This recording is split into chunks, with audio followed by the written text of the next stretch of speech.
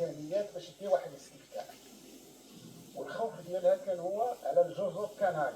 دائما خوفنا عليها، تتقولي لا خداها المغرب لا. هذا المشروع تطور وخلق واحد الحلف في اسبانيا، في الجزائر، وفي موريتانيا.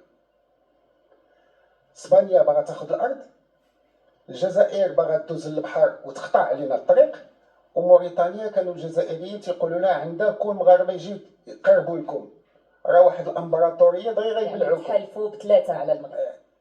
اذا كان خصنا حنا نديروا واحد السياسه مضاده، هي اللي سميتها انا في المذكرات ديالي سياسه الفريغو. الفكره الاولى للحسن الثاني، وهي خصنا نضغطوا على اسبانيا باش تفاوض معنا باش تمشي بحالها.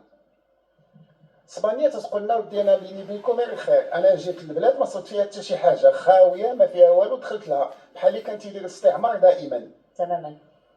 اذا حنا مشينا للامم المتحده، الامم المتحده قلنا لها صيفط لنا محكمه العدل الدوليه وطرح لها السؤال: واش بيننا وبين اسبانيا واحد الخلاف الاصل ديالو هو الصحراء ولا لا؟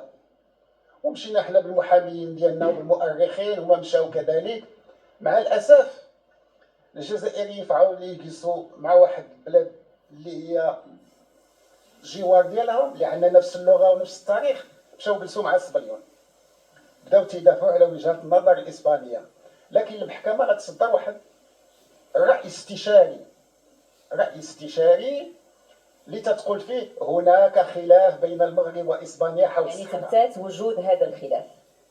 في هذاك الوقت الامم المتحده توقفت الاستفتاء، ما بقاش يكون الاستفتاء حتى نشوفوا.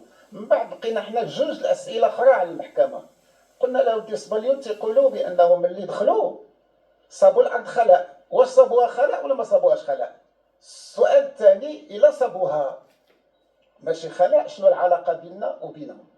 يوم 16 اكتوبر 1975 غيجي الرئيس الاستشاري اللي غادي يقول اسبانيا ما صابتهاش خلاء، والعلاقه كانت بين القبائل الصحراء وبين سلاطين المغرب عبر علاقات قانونيه وعلاقه بيعه.